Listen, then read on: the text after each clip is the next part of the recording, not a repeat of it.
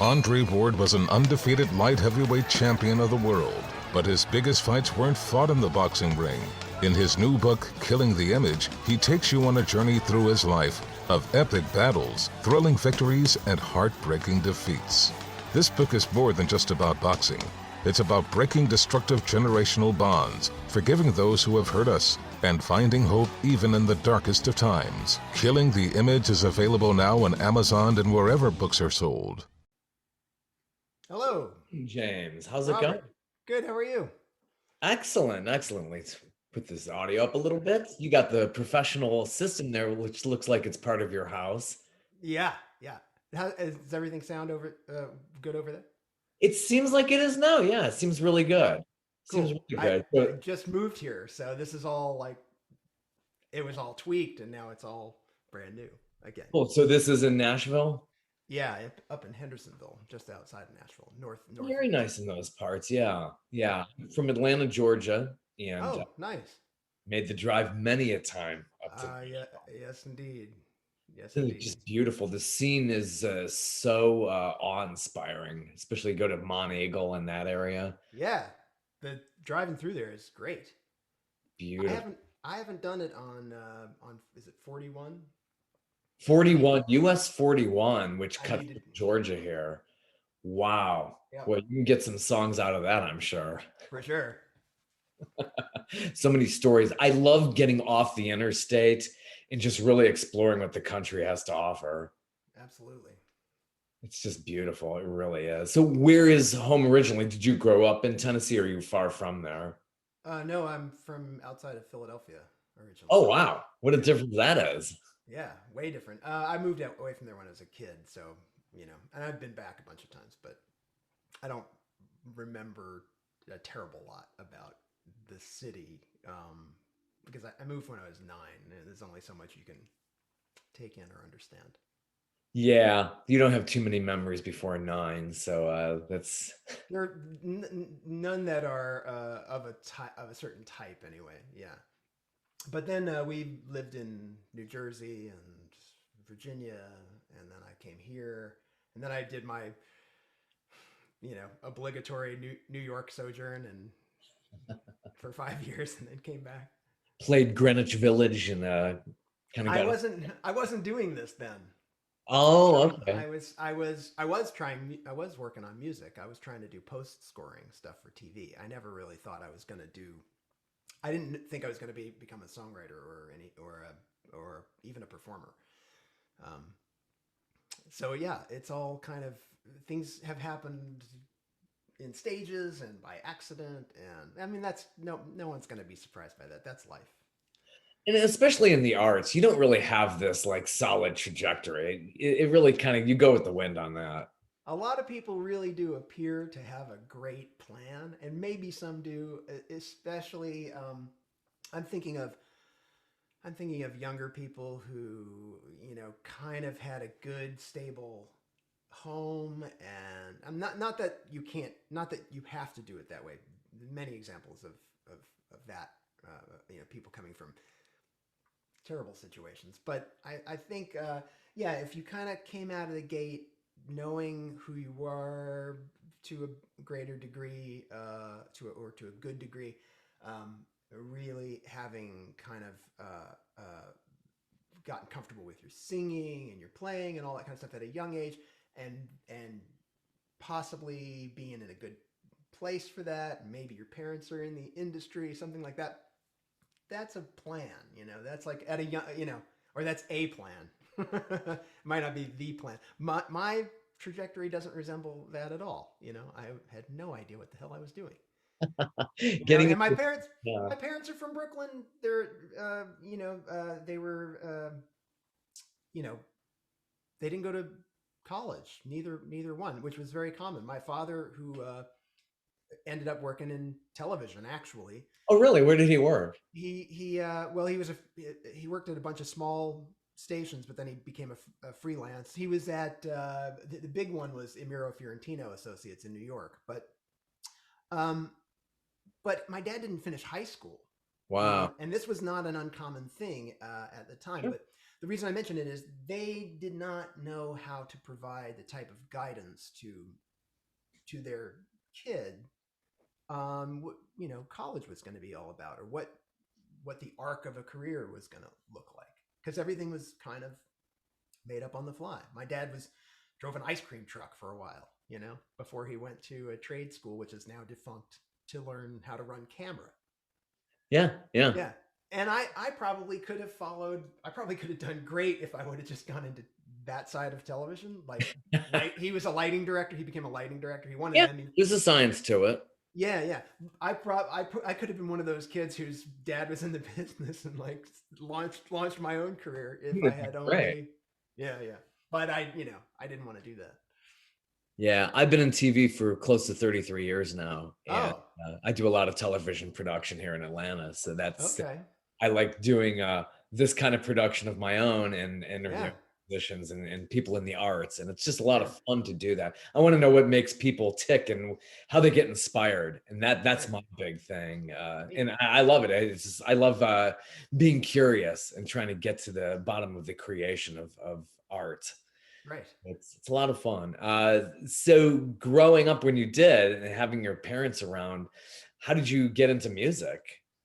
How did you stumble on that? I stumbled, that's the exact right word. I just kind of started gravitating towards pianos when they were around. Did you teach yourself, or did they try to get you lessons? No, we got lessons. I was actually thinking about this. I haven't thought about it in quite a while. My first instrument was viola. So I took lessons, and this was as a young child. I played viola, and then we moved, and the viola disappeared. So I don't know what happened to that. But later, I started to just kind of like, if there was a piano around, I was on it, and I was pecking out notes. So we got me some lessons, and then really, I started really late on the piano. I started taking real lessons as a junior in high school, and then I basically jumped out of an airplane, so to speak, into college as a piano performance major. What was I? That's insane. Like, I don't know if your Where do you study? will know how insane that is. That is crazy. That's just super nuts. I should have taken a couple years off in between high school and just did nothing but practice. But again, this is performance. Yeah.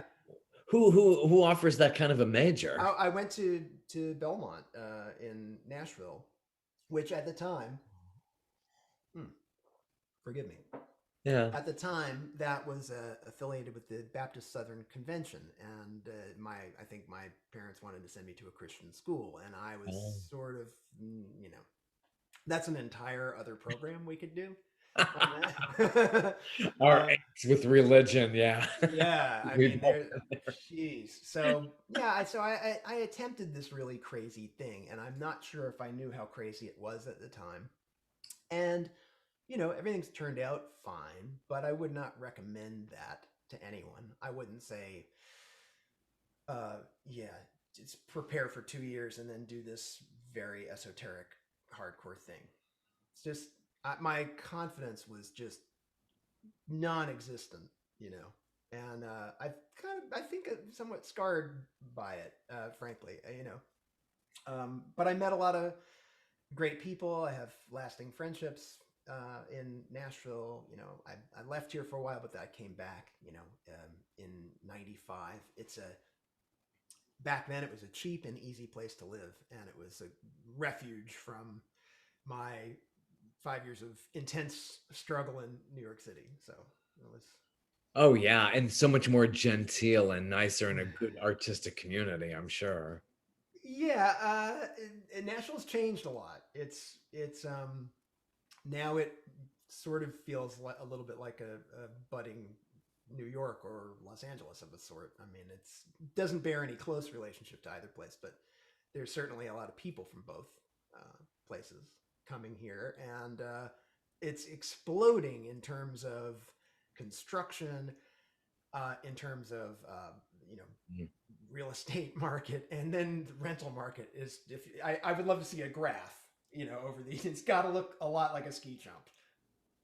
We have that in Atlanta. It's really been going in that same path, trying to be like New York, San Francisco, bringing in a lot of these high tech jobs and trying to Yeah, get millennials with money. right. All this gentrification is happening and pushing the poor people out into the surrounding areas. I guess it's happening everywhere. I moved to here to Hendersonville, and I'm sure I can't move back to Nashville. And now I don't want to move back because for a little while I did though. For a little while it was uncomfortable. I moved up here to be with my ex-girlfriend, and when we broke up, I was thinking I can't get back to Nashville easily. Yeah. I can't buy something. And I was really, every time I got in the car to do a session or do a writing appointment or something like that, or anything, I was just like, I was behind the wheel of my car going like, oh, Hendersonville, I'm so far out of town now. This sucks.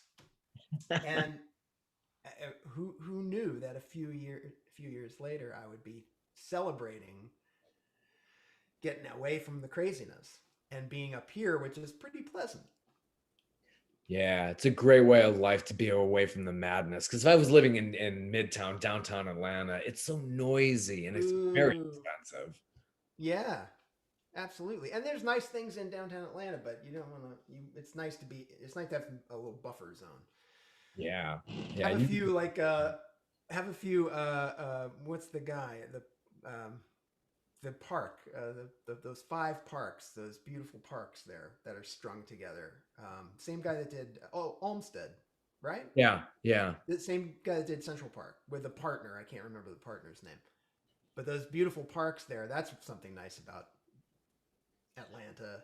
Yeah, I love going to Piedmont Park, or when Centennial is nice, but it's turning into a Times Square-ish kind of place. They're really Ah, trying to make it touristy in that area. right. But yeah, they have been trying to save this old recording studio there. Mm. Uh, Jimmy Buffett's Margaritaville has been going. Oh, This thing's like 20 stories tall, and I think they were able to save this little old recording studio where some legends have been. So you what's got to the fight for that though. Yeah, for sure. That reminds me of that old cartoon. I think it was a Bugs Bunny cartoon where there's that tiny little house or something, and just the whole city goes up around it, and it's still there. And then Exactly. oh man, it's dicey how real that actually, how exactly right that cartoon was. It was supposed to be wildly exaggerated. It's right on, surprisingly. Yeah. It's so surreal. It really is. So where you're at now, is this a quasi recording studio? You bang out demos in there? This is just my new space. I'm myself and my current girlfriend live here. It's her place. That's Okay, yeah. I It makes sense. I mean, that's her combined dad. Yeah, resources, right? yeah, for sure. And I kept my other place, which is hopefully awesome. We'll see how that turns out. Um, but yeah, so this is all brand new. Like we're talking days. So I'm enjoying it so far. Very nice. Yeah, Excellent. yeah. So going through the pandemic era, where did you find that inspiration and the creativity to create during this? And then finally, now we're seeing a new EP from you. Yeah. Uh, the so that obviously was so difficult to process for everyone. Um, Nearly impossible to process the information. Uh, Going a year without work, all of that. It's Yeah. just, you know, I was in a good spot. I was lucky enough to have some savings. A lot of people are not in that position, and I cannot imagine what that experience would have been like. And I've don't get me wrong, I'm not terribly out of touch with that sort of an experience. I did quite a great deal of real struggle myself. I remember I remember one of the worst moments of my New York.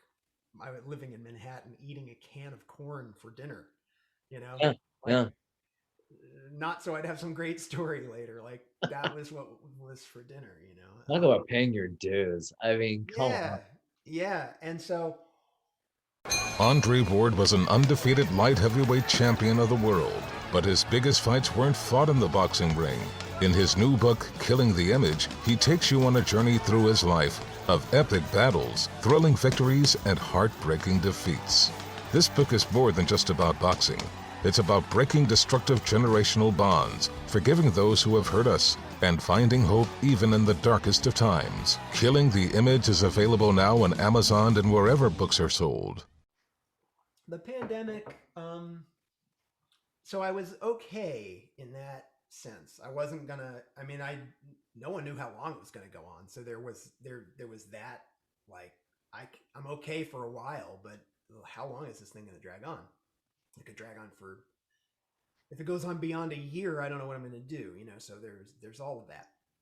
And, but what I did creatively was, I started working harder. I know a lot of people rightly took that opportunity to decompress in certain ways and get in touch with, like, say I was just talking to a guy today, get it back in touch with their kid that they were quite absent from because of work.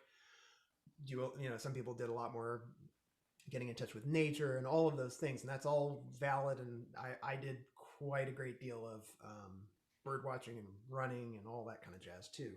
But I also I worked really, really hard this year, and which I'm just that way.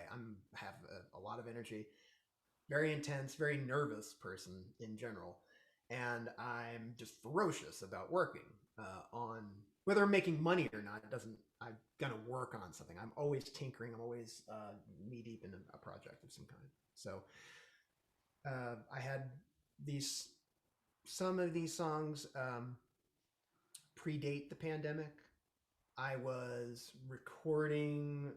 I recorded two of them right beforehand, but they're the ones that I played all the instruments on, like Pure Joy or Sail Away, all that stuff. You have to just work on it for so long. You save money, but you waste enormous amounts of time. I mean, you don't waste it, but you spend enormous amounts of time. And so that was kind of just surveying what I had, and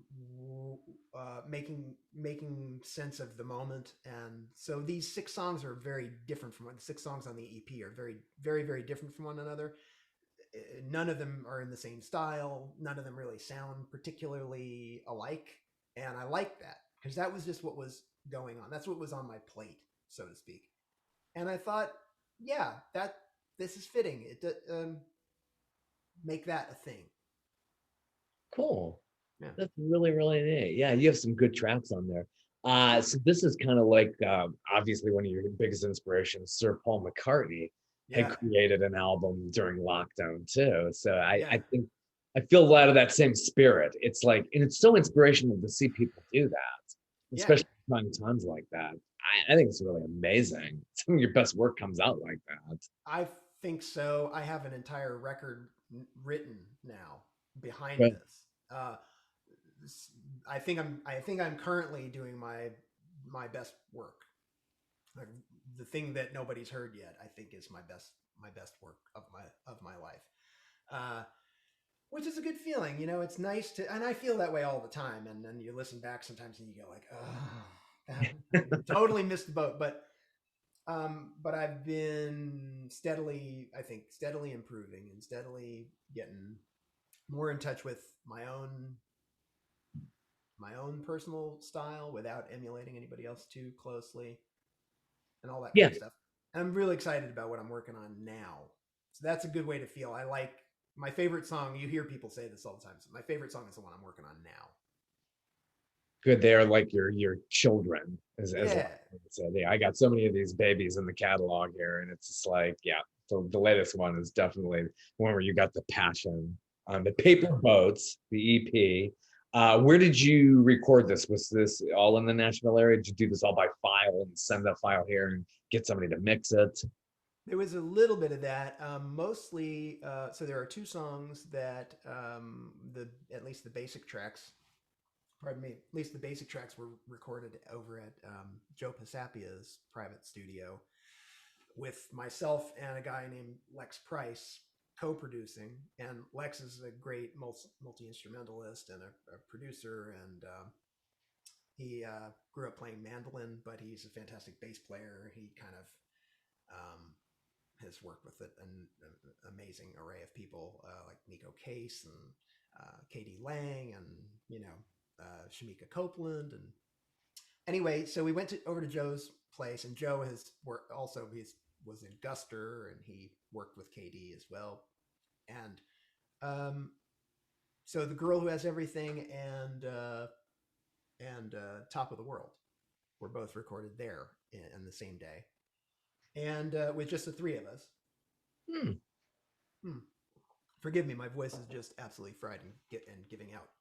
Yeah, I think we got allergies and stuff going on here. Oh, it's murder! It's murder here. Yeah, and then and you can, if you knew me well and better, you would be able to detect just from this, like, oh, he didn't get any sleep. That's what's wrong with that guy.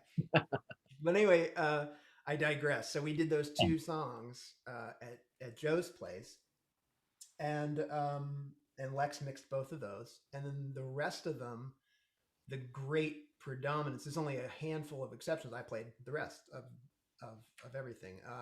Same Boat. There's a guy named Paul Arntz playing bass, and the horns I did not play. That's by a guy named Chris West. But everything else I played, and I love those tracks. It's really fun. This is one of the first times I've felt confident enough to even attempt that.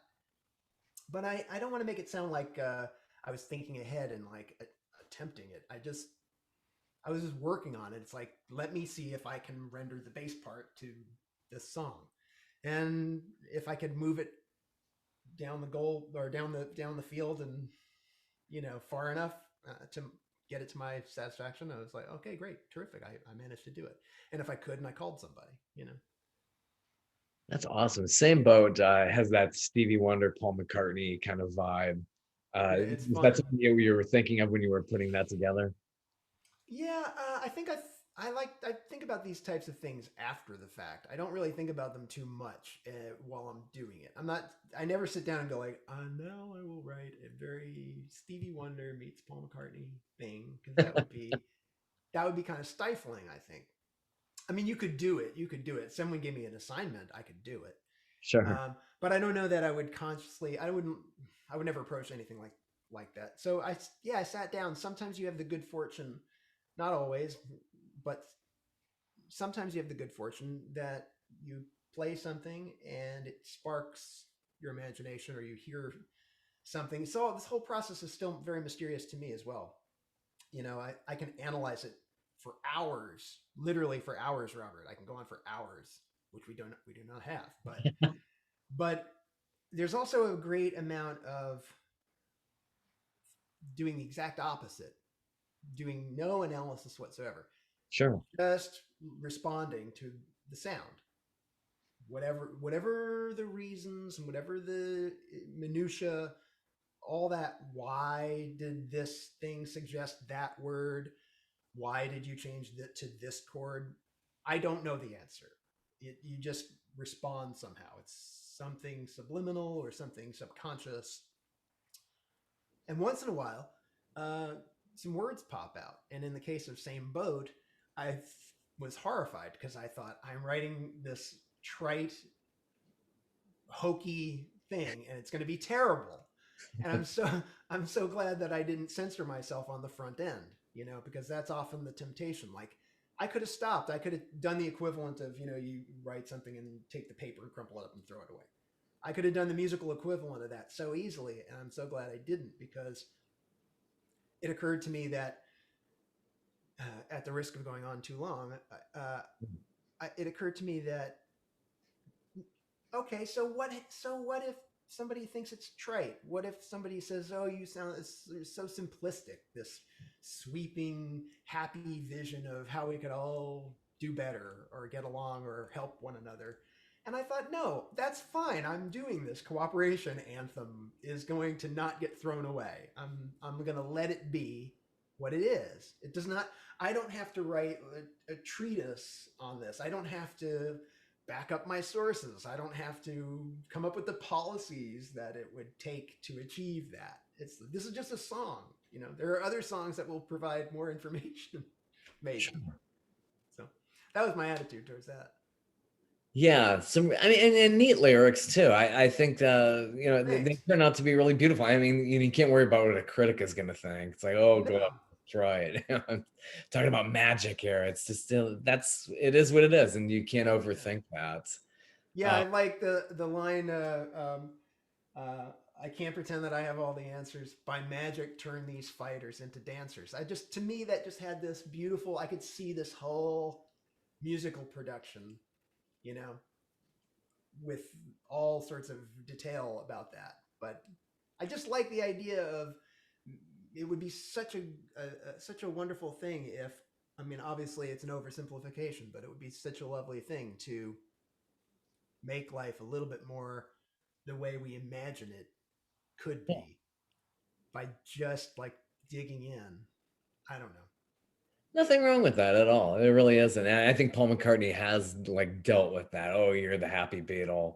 You're doing all the happy stuff. What a bunch of schlocky nonsense. Yeah, I know. And he even wrote. And so, you know, if some people want to fill the world with silly love songs, that's a great example of him saying, yeah, so what? What's wrong with that? I love the attitude because it's like he'll try any genre. Something like You Gave Me the Answer from Venus and Mars. You Gave Me the Answer is kind of like a period piece. It's like he even did that in concert on the Wings tour. Okay.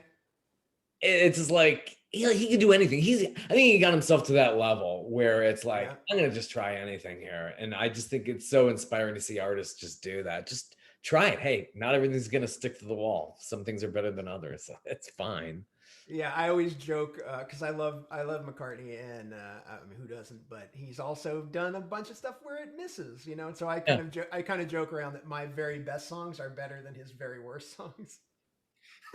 But because it's just fun to say that. It's one of the most successful singer-songwriters ever. It's just yeah. But on the subject of him being able to do anything, I mean, it was so. If you like look at in the case of the White Album, you've got Why Don't We Do It in the Road, this raucous thing happening with this very suggestive nothing, this kind of explicit lyric, and that and Why Don't We Do It in the Road, bonk, and then it's like, who knows how long I've loved you, you know I love you still, will I wait a lonely lifetime. I mean, I Will is the next song. There's no warning, no explanation. It's just juxtaposed beautifully, completely disparate styles. I love that. It's just so amazing to see that. And the White Album is so experimental. It's like they're all over the place. They're everywhere, and it mostly is like 99% of it works like gangbusters. You know, it's extraordinary. Yeah, and that made a big impression on me. So I really like albums that do that ping pong all over the place. The Girl Who Has Everything. I don't know why I was thinking of Burt Bacharach. Where you? Oh yeah, I know why. Oh my gosh, there's something about that Burt Bacharach sound that just it's the comfort food in a way, isn't it?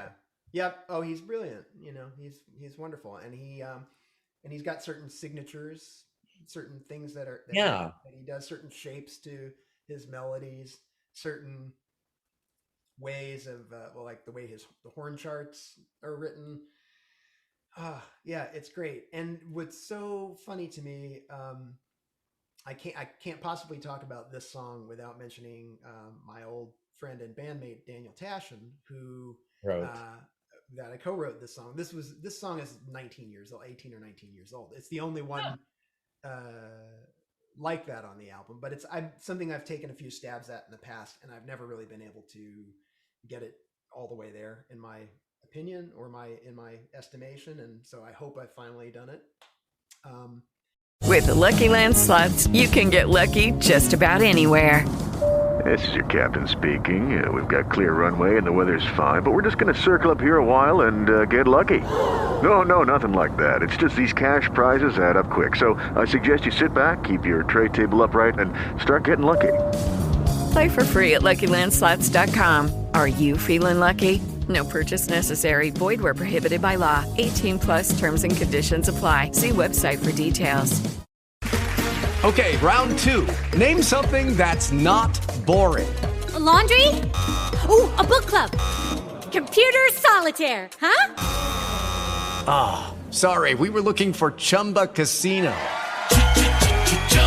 That's right, ChumbaCasino.com has over 100 casino-style games. Join today and play for free for your chance to redeem some serious prizes. ChumbaCasino.com. No purchase necessary. Void where prohibited by law. 18+ terms and conditions apply. See website for details. But yeah, so Daniel has gone on to actually make a record with Burt. Like they co-wrote all the songs. It's the first music that he's put out that Burt has put out in 15 years. He's 91 years old, and here's this beautiful album that the two of these guys made. And so anyway, it just cracks me up no end because we were certainly at the time, all those years back, taking dead aim at that kind of thing, you know? And so it just tickles me. And then I went straight for it with the horn arrangement. I wrote like what in my head would Burt do on this with this flugelhorn part. So, you know, and I'm sure that there's no way to know that, but that was through my lens, we'll say. But I love the way the song turned out. I've always loved the song. And I played it for Daniel, and he liked it. So that made me feel good. Yeah. Wow, that's amazing. 91. I didn't know Burt Bacharach got to that age now. It seems time as well, like Tony Bennett. I know he's and to still be making music at that age is wonderful. Oh, you got many years ahead of you. It's like, keep doing. You're in the right place in Nashville. You have a lot of good talent around you, so it's a good community. Just some of these other people who are there. I think Sheryl Crow is still around there, and wouldn't be surprised to know that. Yeah, this is not a place where you're ever going to get complacent about your musicality. It is jammed with world-class musicians on all of their instruments and amazing writers. It's quite crazy. Very good. So the track "Sail Away" is that I was reading that's inspired by a bike ride. Is that how a wispy type of? Yes. That's a bike ride that I hope to actually do, but right now is just a fantasy. So cool. That song I wrote for my girlfriend, just, you know, as a present. So, and we talk about we've been over to Italy, but we have not yet been to Lucca, the city of Lucca, which has this intact medieval wall it's very wide. I think it's wide because don't quote me on this, but I think it's because cannons were starting to be a thing. So you needed a really, really thick wall it's not like bows and arrows anymore. It's, you know, cool cannonballs coming through. So anyhow, this place is intact. You know, the wall is intact. It's a 3-mile loop or so. And I saw on a travel show people just riding, you know, around this thing, and it was just I gotta go. We've got to do it, you know. But anyway, so I imagine this whole bike ride scenario, and also the sense of being on the sea or underwater. It's like the middle of that song is kind of like a dream that takes place underwater in my head, the instrumental part of it. Oh, neat. Yeah, I'd love to go back to Italy. I did it many, many moons ago and walked through Rome, Florence, Venice, did the whole, it just blows your mind. And Rome melted my brain, and Venice melted my brain. And Florence too, but holy macaroni, Rome is just impossible to comprehend. The ancient and then just all of the strata, just all of the layers of history, and then the modern world sitting on top with buses and things on top of it. It's crazy. Oh. There's the perfect illustration for anyone who hasn't been there, in my view, is there's an Egyptian pyramid. I can't remember exactly where in the city it is. It's not outside of the city. It's like there is an Egyptian pyramid. It's 120 feet tall, and there's a modern traffic intersection right next to it. And I'm thinking to myself, oh, that's somebody probably got somewhere in there probably thought, oh, we'll revive the Egyptian pyramids. It's from 12 BC. It's just right there. It's still there. It's just, it's more than you can comprehend. It's just the strangest thing. Oh, just gorgeous. Yeah, I just dream of like doing bike rides and going through Italy and France and play. I love Tour de France. I love watching it. Oh, nice. Yeah, I know. I have a buddy who's super into that. Yeah. Isn't the scenery is just amazing. I think they're doing it again this summer. It's just, oh my gosh. Yeah, all those little towns are just, each one of them just like one after the other, just vista upon vista upon vista. It's just beautiful. Yeah, I love it. Long and winding road. Talk about that. It's just so narrow and steep. It's just so gorgeous. On Sail Away, that beginning, the first thing you hear are those kind of jangly guitar sounds. Just really remind me, like I get a mental picture of the spokes of a bicycle wheel turning, and the light kind of glinting off of each spoke as it goes by. That's just, any listener would interpret that another way. Probably everyone will get their own picture in their head, which is great. I love that. Yeah, and another track, Pure Joy, has the song in it. How did that come about? Has you dropped out for a second. Say the that. bird song, the outside bird song by the piano. Oh yeah. That that's one of those things that happens sometimes, and it's what a great feeling. So I can't say that I was just sitting there and I heard some bird go, da da da da da da da da. It wasn't like that, but all of that activity going on, because it's a lot, just suggested that those notes, I started to just pick that out, and that melody tumbled out, and then the words that those melodies, those shapes suggested, and the rhythm of it. And, within a few seconds, I was off and running on that tune.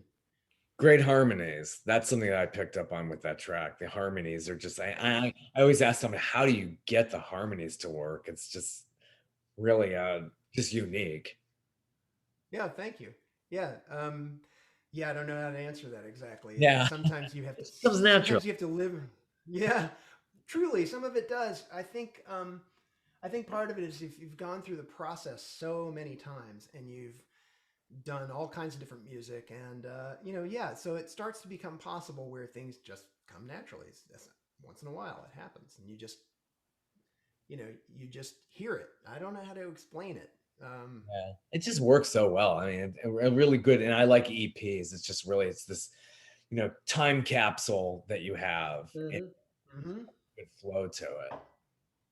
I had to really I struggled with that a bit. How do I think my original intention before the whole thing took shape was to just kind of like float out single after single after single for a while. And because it doesn't seem like people listen to albums so much anymore, but I might be a little bit naive about how the whole streaming world works. I'm kind of starting from scratch there. But it just it just occurred to me, like, okay, this is it, these 6, whether that's right or wrong or whatever, that's what I'm doing, and I just had to decide at a certain point. You just have to, okay, that's what this is, for better or for worse. Boom, here you go. Yeah, whole different world with the streaming. We're going back to basically, here's my new single, and really try to get that on Spotify and get this into heavy rotation. And I don't know how you could sit there and get caught up in the stats, where my song's streaming, and it's like, who's got time for that or the energy, really? I'll put it this way. So, I'm kind of now just starting to focus on, actually bothering to promote my own music. I have played for other people. I've written songs all along. I have put out several things. I've just kind of put them out there. They're out there, but I didn't do anything to get them heard. I didn't go on tour. I didn't do any of that. This time around, I'm hoping to change that, or maybe not. Maybe it'll take this time and the next one and the next one to move the needle. But so I'll put it this way: I know a guy who has, I think I calculated, he has 2,000 more monthly listeners than I have, but his songs are not 2,000 times better than mine. You know what I mean? So I'm just gonna keep doing what I do, and I'm gonna book some shows here coming up. The fog of the pandemic is lifting. I was getting ready to do this before the pandemic struck, and it just completely, I had a new guitar all set up. I was all ready to start that endeavor. And then it was just like, right when I was thinking about it, it was like, oh, well, that's not going to happen now for at least, who knows how long. So. Yeah. So your back catalog, how much have you recorded before this EP came out? There's another EP called there are two EPs. There's one called On This Day, which I think some really good stuff happening there. Many years before that, there's a thing called Sparrowhawks. That's from 2012 or something. And then there are two full-length albums. There's one from 2018, which the guy I mentioned earlier, Lex Price, he produced that whole thing with me and mixed it, and I think it came out great. I'm really happy with it. I just didn't have at the time, the resources or the energy to go out on tour by myself to support it. So it's just, I just kind of quietly put it out there, and it's still out there, and it'll hopefully forever be out there. And hopefully what I'm doing going forward garners some listens for that project, because I think I would love it if it got heard by more people. So you performed live on a limited basis, or have you done quite a bit? I've done quite a bit of that stuff on my own, but it's ancient history. I've took such a long hiatus from bothering to go out and play any of my own stuff. It's just, this is how life happens. You have certain things you're working on, different priorities, and different events happen and shape things. And I'm just now really starting to concentrate on this. Excellent. Yeah. What type of venues are you booking now? Would you get into... I'm gonna start from from zero and start playing coffee shops and stuff, and really? and small festivals and things like that. If I can get on literally the smallest stage, great. That's where I belong right now. Yeah, that's very good. And I'm sure people will be looking forward to hearing this kind of music live. And it's about time, really. That's going to these venues. So, but you basically would stay in the Nashville area. You wouldn't be traveling. I'm up for going anywhere, anywhere that I can reasonably access within, I don't know, let's say 6-8 hour radius from here. I'm gonna try it. So come on down to Atlanta. We have some. Assuredly, yes. Absolutely. We have this place called Eddie's Attic, which I swear by. I've talked to a lot of artists who perform there. Yeah, I myself have played there with a long time ago with different artists. Yeah. Cool. Yeah. Yep. And lots of the folks I've recorded with have played there many times. So yeah. It's a great venue. Yeah, I'm sure you can do solo in a lot of these places. So it's a really good idea. And at the same time, so you are planning the next album. Is how many songs do you have in the cart for that? There are more songs written than I can put on an album, which is fine. I just, I can't help the thing of, I probably shouldn't, to use my time well, I shouldn't be writing right now, but I can't help it. I'm writing. With the Lucky Land Slots, you can get lucky just about anywhere. This is your captain speaking. We've got clear runway and the weather's fine, but we're just going to circle up here a while and get lucky. No, nothing like that. It's just these cash prizes add up quick. So I suggest you sit back, keep your tray table upright, and start getting lucky. Play for free at LuckyLandSlots.com. Are you feeling lucky? No purchase necessary. Void where prohibited by law. 18+ terms and conditions apply. See website for details.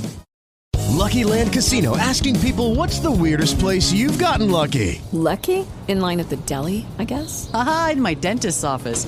More than once, actually. Do I have to say? Yes, you do. In the car before my kids' PTA meeting. Really? Yes. Excuse me, what's the weirdest place you've gotten lucky? I never win and tell. Well, there you have it. You can get lucky anywhere, playing at LuckyLandSlots.com. Play for free right now. Are you feeling lucky? No purchase necessary. Void where prohibited by law. 18+. Terms and conditions apply. See website for details. I just write when I write, and then, the chips will fall where they may. It might be a bit of a problem, because the tendency for me is to just keep writing and then not I need to be working on supporting this instead of just already working on the next one. But yeah, the songs accumulate. That's happening, but I got to get out there and play these tunes. It's a good thing to have, and I don't think that would take your eye off the ball. I mean, at night you could sit down. Right. Now, the lyrics come first, then melody? I always ask you, or either way. It happens both ways. It's nice when it all kind of happens at the same time, but that doesn't always happen. And it's really hard to explain. It's really, really mysterious how sometimes you'll be walking along and lyric, bam, pop into mind. And then you go home and you write some music and you find the right thing and the words work. And sometimes you get some lyric idea and you come home and you absolutely cannot write the right music for it. You just can't find it. And that happens. But the very best feeling is when you sit down and it all starts to kind of, the lyrics and the music start to kind of ping pong off of one another, and they sort of, it feels like it's telling you what it wants to be. Almost like you've heard people talk about sculpture, where the sculptor will talk about how the figure was inside the whole time and was telling him how to chisel it out. That's the favorite feeling for me. That is really cool. Yeah. And how often you're in the studio, you're building the song, do you change a lot in the studio? Do you come in with dummy lyrics sometimes, or just thoroughly start changing and revising as you're working on the song in the studio? No, I don't tend to. I tend to have the thing fully formed, all the words. Occasionally you add a bar here or take away a bar there. You make some minor modification, but once in a while you change a word here or there to strengthen it or make it like a more. Sometimes you write the thing and you had the germ of the idea, but then the perfect word comes along and you go, that's the perfect word. So you substitute it. But no, I don't do a lot of that. It's usually the thing is complete and it stays intact. Yeah, I always kind of figured that artists would do that. It's like, it's kind of, you got your words down. Why would you go in and change it? And then I hear, like, I get a hold of some demos or something like that, or actual studio recordings. And like, wow, these are way different lyrics. I don't know how you can possibly do that. Yeah. Yeah. And it depends on the artist entirely, I think. Yeah. Some people, you look at, just to take the example of the Beatles again, if you listen to John Lennon's demos, there's the germ of the idea, but the arrangement is not complete.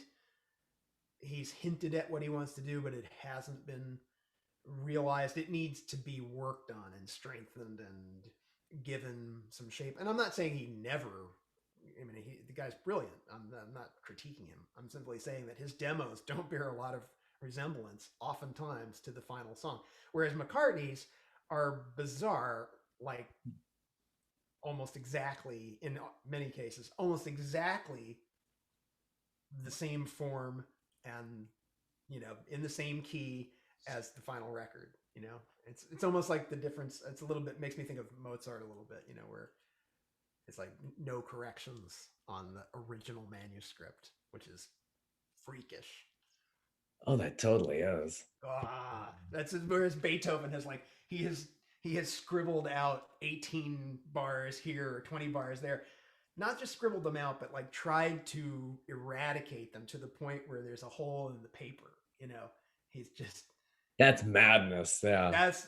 and I mean, and he's brilliant too.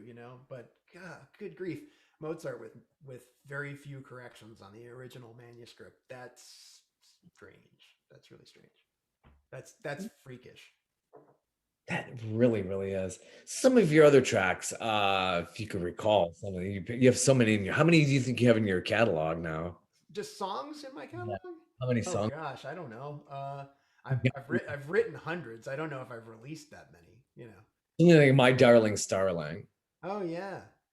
And what stands out to me are the flutes and something like that. That's just a really Jethro Tullish kind of thing. Is that? Yeah, I don't know about. Not to say you're copying anybody. It's just that when I hear, that's what I think of. Yeah, I don't know what that little moment where the music just shifts. It goes to a whole different place in "My Darling Starling." I had those chords and I had that scene change, and that kind of, it's meant to be a breath of fresh air and to take you away from the material you've heard for a while, and then it returns. But yeah, the flute part, and then I got that melody, and I thought maybe I'll vocalize that. That business. And I thought, no, the flute is the ticket there. And I hope I'm not wrong in saying this. I'm trying to remember. I think the tone of it was so pretty that I wanted to roughen it up a little bit, and so I played accordion behind it. Oh, there's and it's so faint, but it just puts a little bit of like nasally buzz into the sound, and so I just played the accordion along with the flute, and that just seemed to sit just right. Yeah, something that reminds me of something off of Ram is "Lullaby of Black Sheep." I just feel like that brings me back. Ram is Paul and Linda McCartney's album from 50 years ago, as we speak, from 19. One of the best. Yeah, Heart of the Country. It's just like, that's kind of, I feel like I'm out there. Lullaby of Black Sheep. That's a great track. Oh, thanks so much. Yeah, that one that's a good example of a stream of consciousness writing thing. The little, and it is very McCartney to do something like the 21, 22, 23. So it was like in 1921, 22 young men sailed 23 miles from shore. That's the opening line. Pure playfulness there. And it just kind of suggested this whole thing. And don't ask me what Lullaby of Black Sheep actually means. I think it means it's kind of like it's a little bit of possibly a murder ballad, that song. Yeah. Did the father murder the children he was singing to sleep as he slowly got drunk during the bridge? I don't know. Or is he just thinking about that? So it's a super creepy song. I'm not sure exactly where that came from, but sometimes a phrase will occur to you, and then, like I was saying before, it tells you. That's what it feels like, not the other way around. Like, I'm writing this thing. It's almost like, no, this thing is writing itself. And you're just, helping it do that. It's a weird feeling. Yeah. And something that's very kind of slow and waltzy to me is Weeping Willow.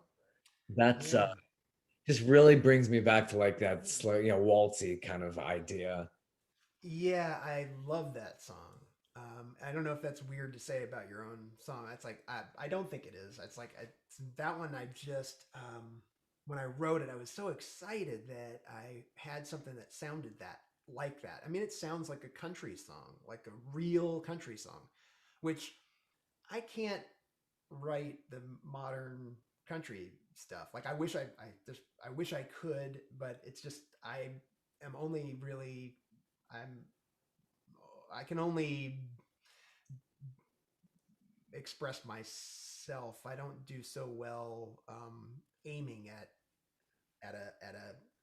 something that doesn't come naturally to me. But that tune just kind of started to shape up like some old classic country thing, and it made me really happy. And even some of the words do, you know. I like that business about the. I wonder if I can remember. There's a bunch of butterfly references in there. Morning cloaks. That's a type of. I don't know anything about those guys, but there's something about the morning cloaks falling at your feet, the weeping willow's feet. You know, morning cloaks glide with the greatest of ease and fall at your feet. And the guy talking about this character in the song who has to leave town because he's an outlaw, referring to himself as the viceroy of scheming, the viceroy of scheming, and a viceroy is another butterfly. And so I think those two guys have affinity for each other, and they just kind of cropped up. I don't know where that stuff comes from sometimes. It's really funny. It's really neat. So you love being in Nashville. Are you getting out running much? I think we all got our running shirts on here. It's just a coincidence. Oh, that's funny. Is that what it is? The big Pete Sizzler label. It's a 10 and a 5K. Yeah. Yeah, 10K. Yeah. And the big race we have here is the Peachtree on July 4th. Right. I was running for many years. I didn't really get into actual races until 6 years ago. Neat. My girlfriend was like, "You're doing all this running. Why don't you just do races?" I'm like, "Races? I don't know. I want to be around other people." And I had an addiction ever since. I must have been in like, I don't know, 35, 40 races in the last 6 years. That's awesome. I started running at age 40. Yeah, that's great to hear that. I had been walking for 10 years straight because my dear friend Charlotte correctly identified that walking would help pry me out of my very darkest depressions. And It does. I got addicted to it. So at first I was like, I didn't want to go walking. No. And once we started doing it, then it was like training wheels came off. I felt good. I started going myself. I didn't need somebody else to help motivate me. I went to this one place. There's a great it's a man-made lake, but it's a beautiful natural area in south of Nashville called Radnor Lake. I mean, I think I went there 21 days in a row in the winter. So the high was like 25 and I had my coat on and my scarf around my face and I was just out there because I felt good. And around, so it would have been 2000 and, what year would it have been? 2009 or so, 2010. I just started my feet were like, maybe we can go a little faster. What would happen if we did that? And so I strung together some quarter miles, and then finally I started really just running in earnest and having a great time. And my buddies who were really accomplished runners, who ran in college, kind of identified like, hey, you got some natural speed. They were all surprised to know that, and so was I. And so yeah, I did some races and surprised to place in a few, which just good. I had no idea that was possible, and so now I'm doing this thing, and I'm injured at the moment, so my ankle's giving me some troubles at the moment. So we'll see. They come and go, as I'm sure you know. Yes, they do. They do. You always have to be careful, and it's so depressing if you can't do the running. I'm like, no, I can't. But I could do cycling. There's other things you could do. The elliptical I like getting on too if I'm not running. So it's a long game. You have to remember that sometimes the best thing you can do for your running is to not run today. Exactly. Because it's an awkward feeling. You're quite right. Like it's just you want to go do the thing that you love to do. Sometimes you can't do it. Yeah, it's such a bummer. I'm so hard on myself. Like, why couldn't you? You could have run today. We didn't have the humidity. You should have gotten out there. Yeah. Yeah. Well, it's been a lovely evening speaking with you, and best of luck with everything all your endeavors, everything coming up. Thanks very much, Robert. I appreciate it. And I'll definitely let you know when I'm headed down your way. Absolutely. Take care. Bye-bye. Peace. Take care. Judy was boring. Hello. Then Judy discovered ChumbaCasino.com. It's my little escape. Now Judy's the life of the party. Oh, baby, mama's bringing home the bacon. Whoa, take it easy, Judy. The Chumba life is for everybody. So go to ChumbaCasino.com and play over 100 casino-style games. Join today and play for free for your chance to redeem some serious prizes. ChumbaCasino.com. No purchase necessary. Void where prohibited by law. 18+ terms and conditions apply. See website for details.